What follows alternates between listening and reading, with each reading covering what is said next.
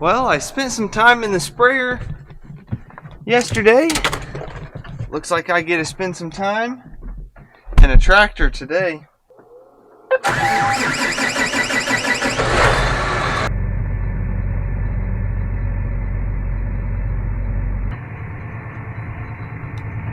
Would you look at that sunrise?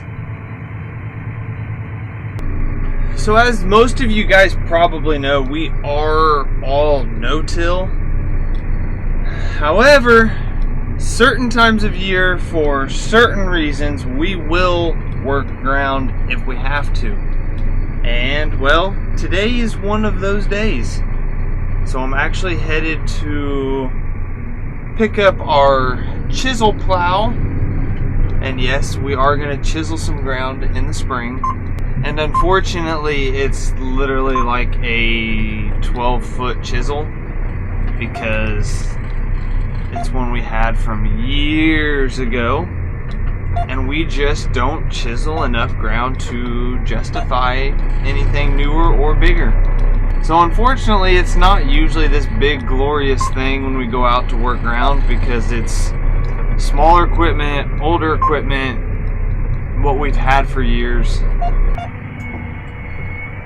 There she is in all of her glory.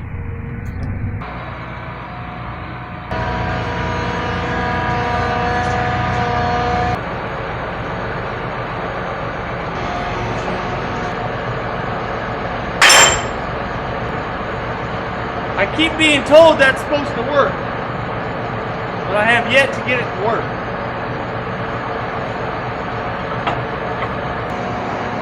Well, I got a 50-50 chance. But I guarantee I'm going to choose the wrong 50%.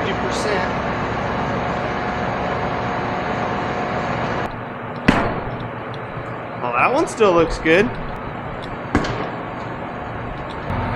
See if I can pull this out of here without hitting any posts.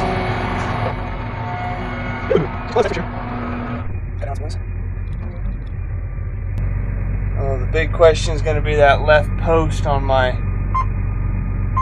Oh, not a problem.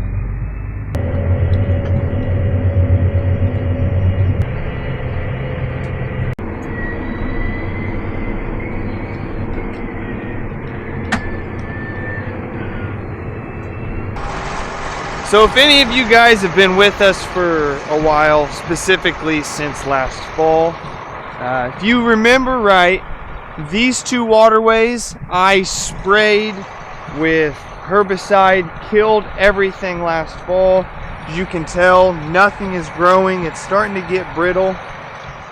You can come back here. You can see where I stopped. Stuff's starting to grow again. So pretty much from here that way, I'm going to work that waterway up. And then from probably somewhere in there, that way, I'm going to work that waterway up. Because it's been probably 7 years ago that these waterways were grown up with huge trees. We came in, we cleared everything out. Well, we did not do the best job of leveling them out, and we've just kind of dealt with it. It's extremely rough to cross. They're extremely unpleasant to mow, not to mention that they are crazy windy. So a few years ago we decided to change it up a little bit. This waterway actually used to be the field border. That was a 20-acre field. This was a 40-acre field, and we actually came in here 2 years ago and started farming straight through, which, when you start crossing it with equipment even more, the roughness really gets to you.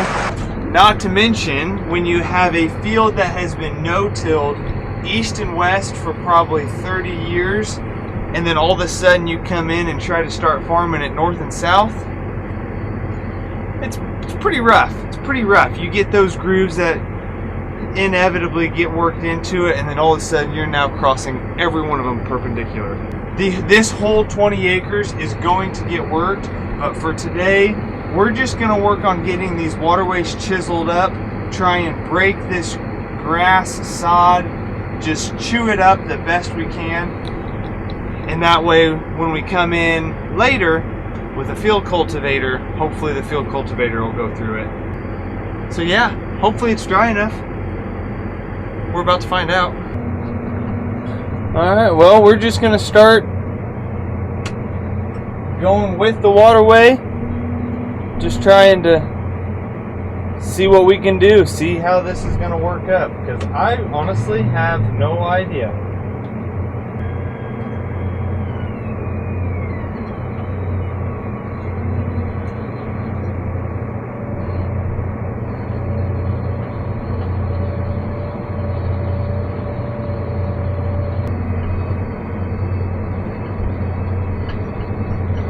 Not sure you can tell how rough it is, but already we're hitting some of the rough areas.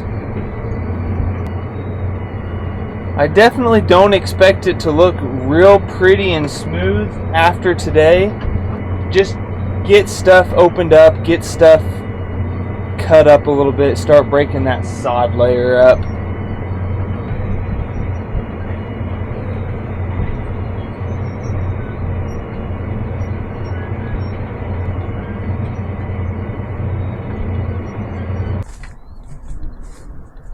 Looks pretty nasty for a first cut, but look at this. I stopped because I thought it was a piece of metal, but 7 years this tree line's been out. Still pulling up roots like that. It's crazy how long those things will last, even when they're supposed to be dead. Alright, back to it. So this is my second pass on the outside, and I mean, you can tell a big difference there versus some of that back there, which has only got one pass. It's breaking up pretty good. I would say us spraying it last fall definitely made a huge difference because the grass is more or less already dead. I'm just finishing tearing it up. Okay, well, the way that south one worked up, I think running it twice along the waterway is enough. So I came over here, start this one. This one is, and I don't know how well the camera picks that up, but this waterway is by far the rougher one.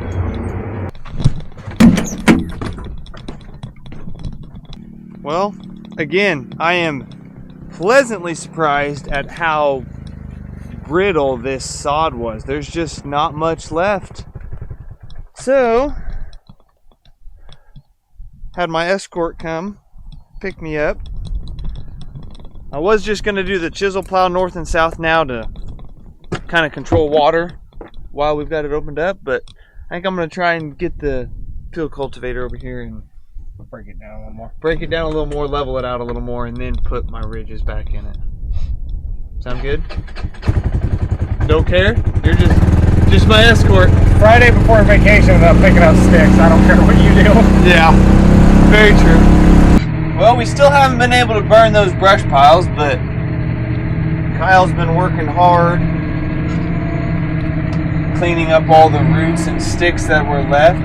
Got it worked down multiple times. And it looks so much better. Alright, let's see how this does.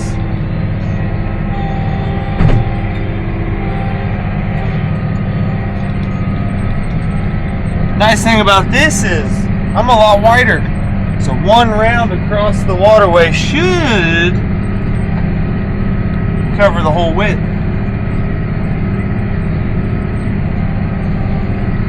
But if you ask me, that looks like it's flowing really nice through that. I don't have any chunks of grass or clods sticking through it.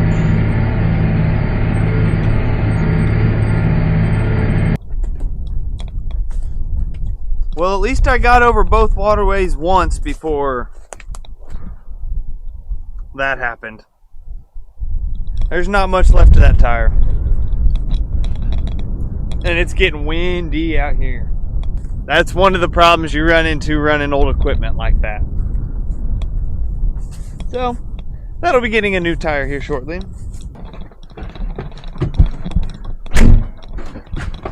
Alright, get in here out of the wind because, well, I can never really tell how much it affects the mic. So if I can get out of the wind, I just prefer to get out of the wind. So the one time over with the field cultivator actually made quite a bit of difference. I know I didn't really have a choice on whether I did another round with the field cultivator or not because, well, the tire issue, but I'm happy with the way it leveled just the one time over. Ground conditions are really good right now for this. So what I'm doing now, obviously I'm working at the opposite direction that I did the first time. I'm going across the waterway now, which means constant turning. But I'm doing it for two different reasons. First one is just another way to level it. It's cutting the dirt and holes from a completely opposite direction. Helps with leveling. But it also puts the ridges from the chisel plow perpendicular to the way the water is going to want to run. So while the ground is loose and the most susceptible to erosion, I'm at least putting ridges that should stop or impede the flow of water from just running down one of my ridges and washing everything out.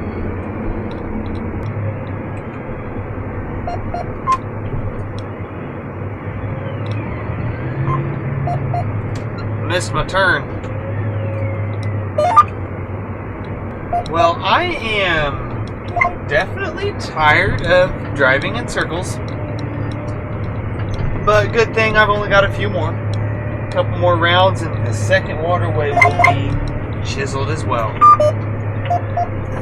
Our original plan with these waterways was to just basically level them out like this, reseed them, blanket them, and grow new waterway.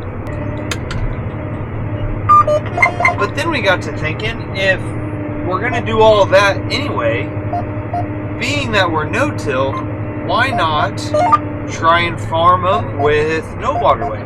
Because once you get to the top of the hill up here, the end of the waterways, it really starts to fall off the other way. So it's not like there's a ton of watershed on these.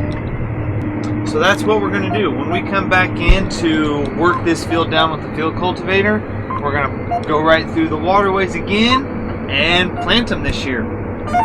So we're going to at least try to farm them for a year and a half, and if everything's holding, we'll keep farming through it. And at that point, if things start washing out constantly and we have to keep working washes in and things like that, at that point we'll come in, seed it, blanket it, and put a waterway back in.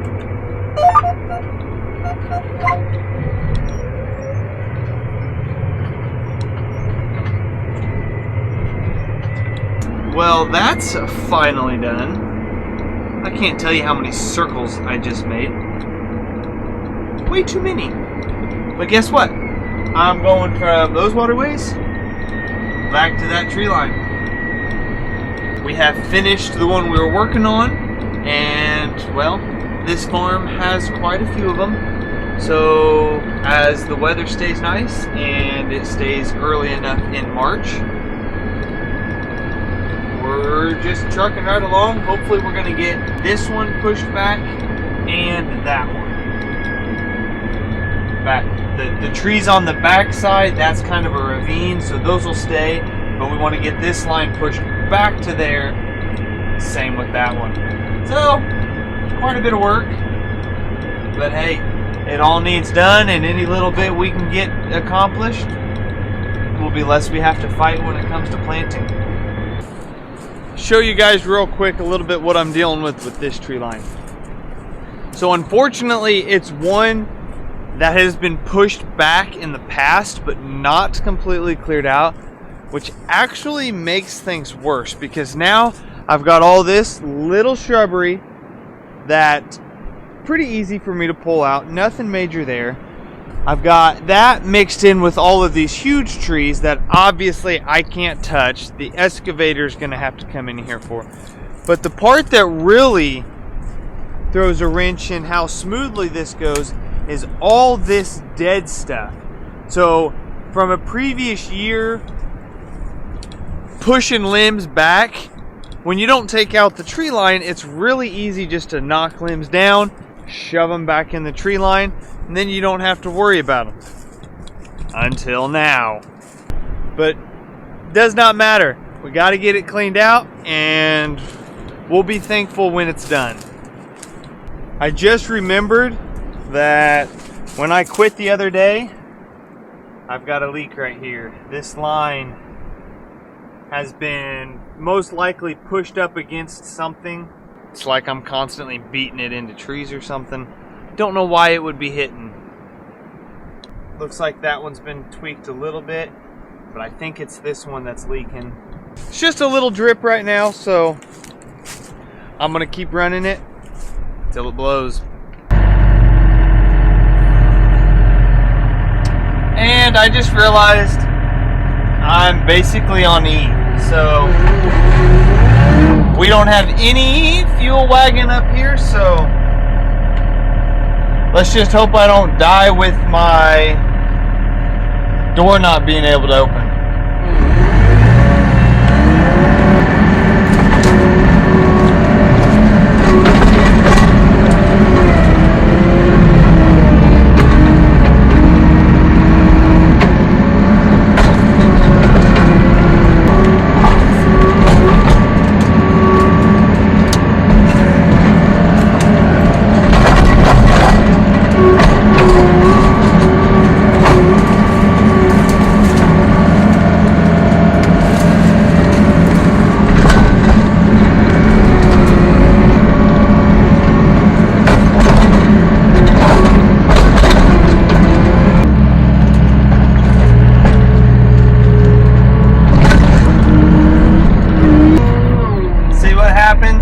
Once I get all my trees and shrubs out of here, I'm left with all this crap, which this claw obviously is no good for.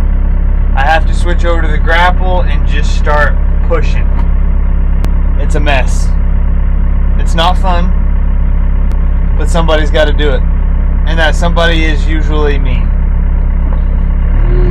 So we'll just keep chipping away at it. All while hoping I don't run out of fuel.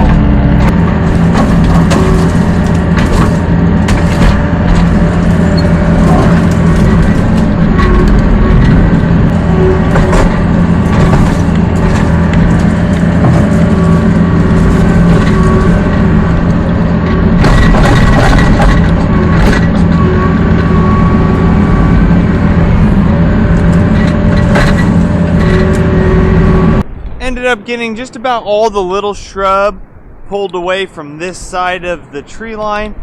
So now, time for me to switch attachments, get that grapple, start ripping all that broken stuff, all that dead stuff out of there, cleaning around the trees for Dad to come through with the excavator.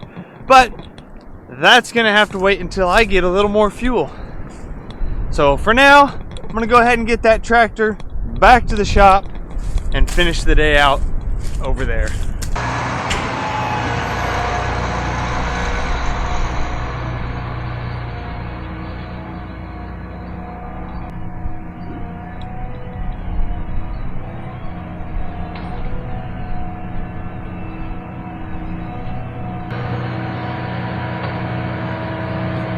Well, all of the equipment is back in the shed where I found it this morning. Supposedly, the Lincoln wheat penny is valued at $121 million. Not only that, it is supposedly still in circulation.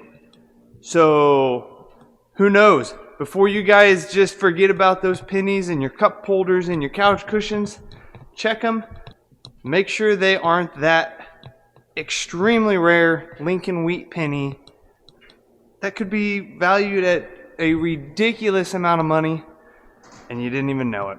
Hope you guys enjoyed the video, and we'll see you in the next one.